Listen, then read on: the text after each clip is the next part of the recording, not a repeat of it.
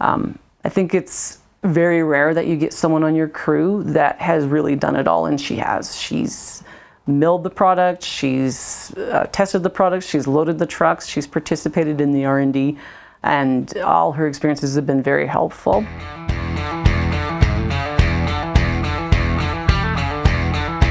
Hi, my name is Dayna Krenbrink. I've been at McAsphalt for 21 years.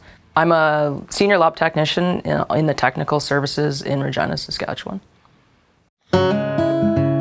Since I was a little kid, I remember my dad was a mill operator.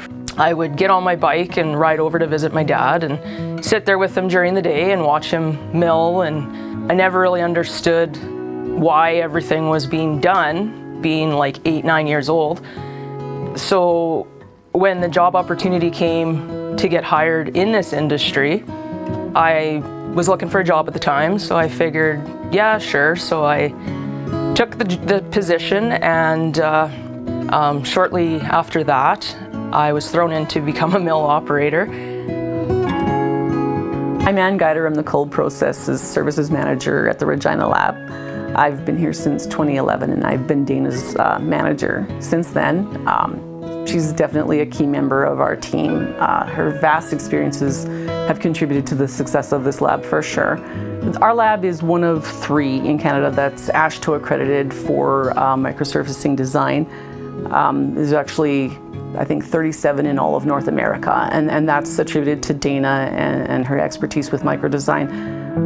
I don't think you'd be very hard pressed to find anybody else who has completed as many microsurfacing designs as she has.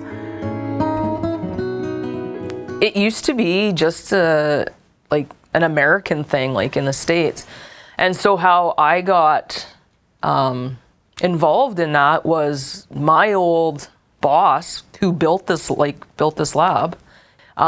She actually was a big promoter for it, and she was doing some webinars.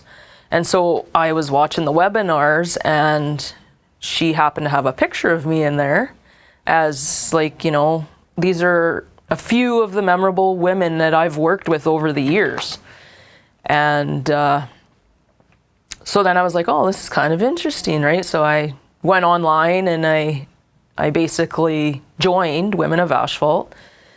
Then, yeah, just all of a sudden, I got a letter from them, an email saying I had been nominated as one of the 23 and 23 most outstanding women.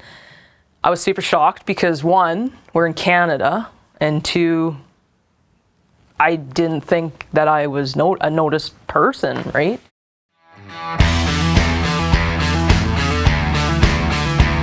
And then just this year, they've decided to bring a branch up to Canada. So now there's actually Women of Asphalt in Canada. So yeah, being 23 and 23 for the States is pretty outstanding to me, like that I was noticed.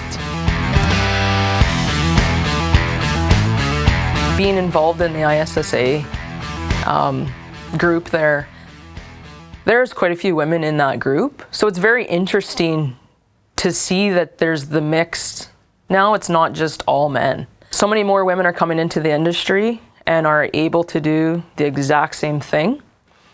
As long as you put in the effort and the time, and like I said, you're willing to use the resources that you have to do your job, then I think that any woman is capable of doing anything. Because underneath, we're all the same, right? It doesn't matter male, female, LGBTQ, like we're all the same people underneath.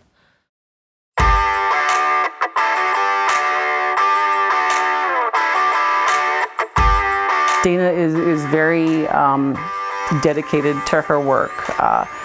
She's very meticulous in her design, and any design that we kick out, like, I'm definitely 100% confident in, and that's very good news for our customers for sure. I enjoyed the hands-on work like that out in the yard and stuff. Especially when I became mill operator, that made me feel like, hey, I'm making this stuff, right? So, no, honestly, I never thought of this as a career. It was, at the time, a job that paid my bills. And, yeah. I would say being involved in all these organizations that I'm in has definitely helped me with wanting to pursue farther into the industry. Before I went to ISSA the first time, I didn't know that existed. Every year that I've gone for 5 years, and every year I've gone, I've met somebody new in the industry or another company, and then I go back the following year and I'm getting to be known as somebody who works for McAsphalt, who's involved, and that makes it way easier to be out there to always try to succeed in more and do more.